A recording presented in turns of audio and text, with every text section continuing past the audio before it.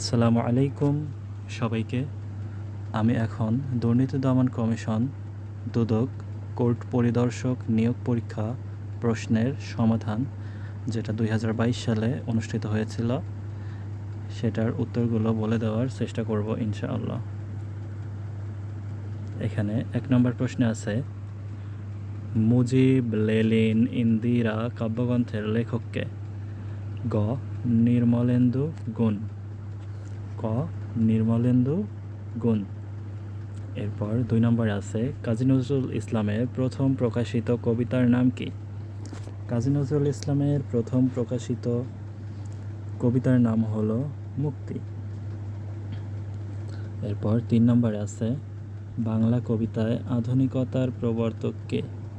বাংলা কবিতায় আধুনিকতার প্রবর্তক হলেন মাইকেল মধুসূদন দত্ত।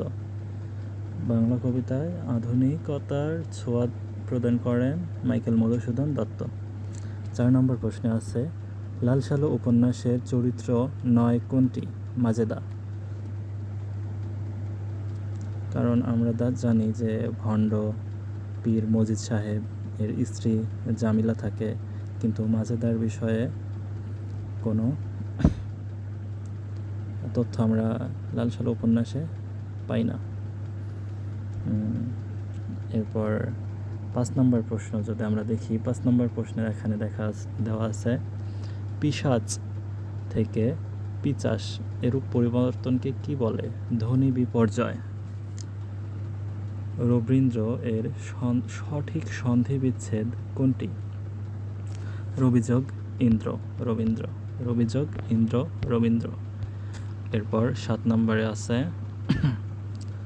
একটি অপূর্ণ বাক্যের শেষে অন্য বাক্যের অবতারণা করতে কি চিহ্ন ব্যবহৃত হয়?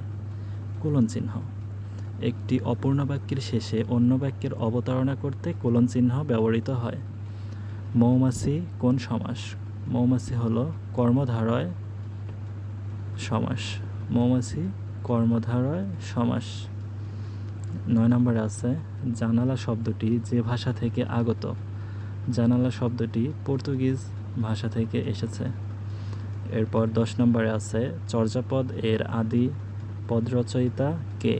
লুইপা। চর্যাপদ এর আদি পদরচয়িতা হলো লুইপা। মাইকেল মধুসূদন দত্তের বাড়ি যশোর জেলার কেশবপুর। মাইকেল মধুসূদন দত্তের বাড়ি যশোর জেলার কেশবপুর। এখন 12 নম্বর আমরা দেখতে পাচ্ছি, প্রশ্নে আছে, বীরবল কার ছদ্মনাম? প্রমোদ চৌধুরী।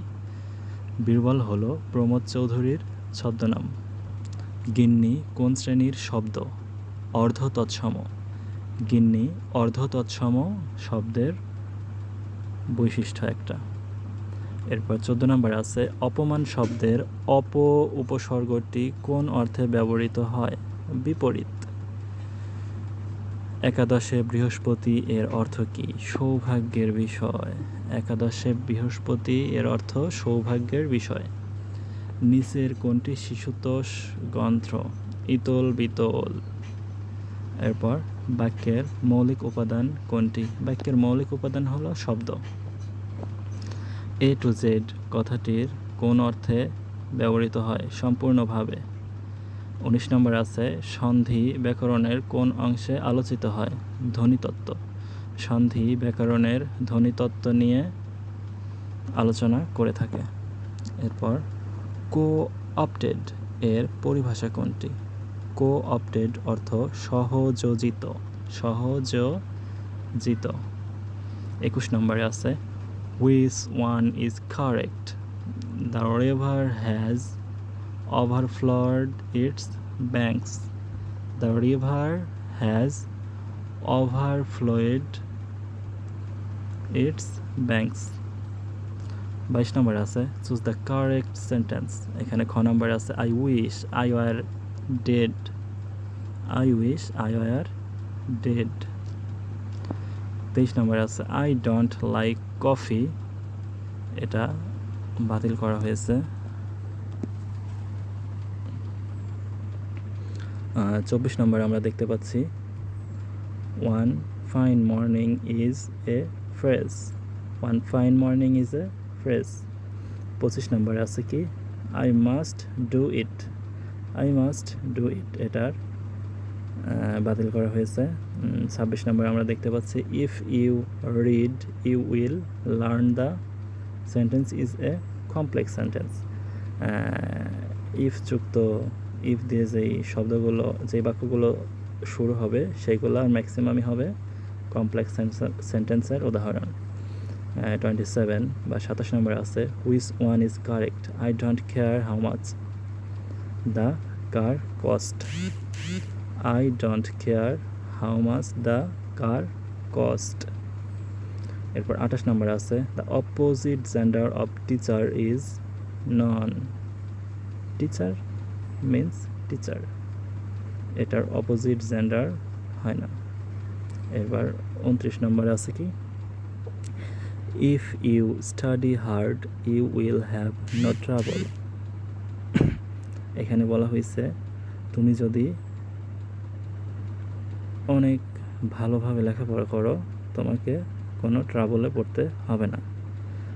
এটা বাতিল করা হয়েছে।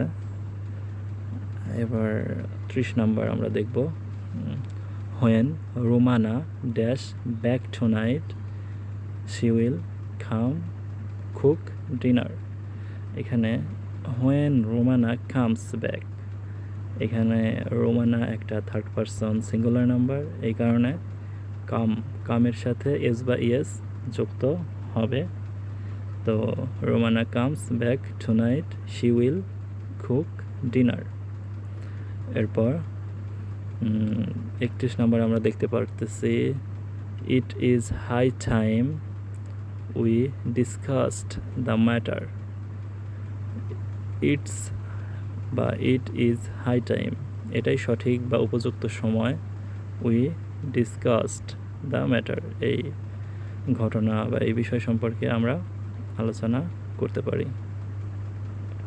32 নম্বরে আছে Nira went home the correct response is so did I. Nira went home so did I.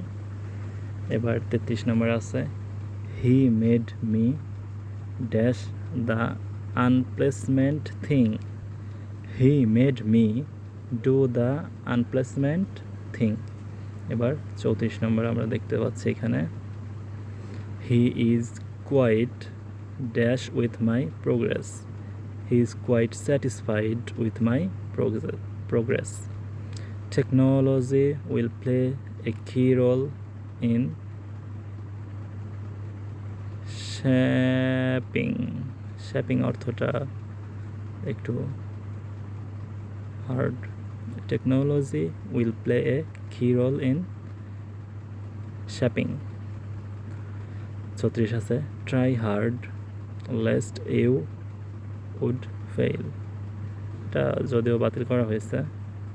এবার 37 নম্বরটা আমরা দেখব the word deliberately is closed in meaning to intentionally.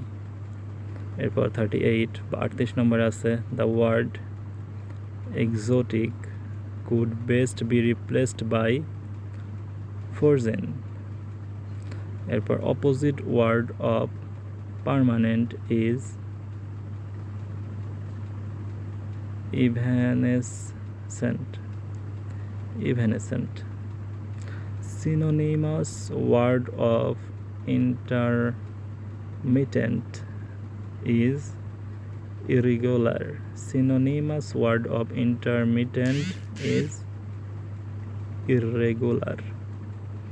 or 41 নম্বরে আছে বাংলাদেশ ডেল্টা প্ল্যান 2100 বাস্তবায়নের সহায়তাকারী দেশ কোনটি? নেদারল্যান্ডস। পর 42 নম্বর আছে 71 এর মুক্তিযুদ্ধ ভিত্তিক প্রথম ভাস্কর্য কোনটি? Jagrata Chowrangi. September on Jessore road কবিতার রচয়িতা অ্যালেন গিন্সবার্গ কোন দেশের নাগরিক? যুক্তরাষ্ট্রের নাগরিক অ্যালেন গিলবার্গ।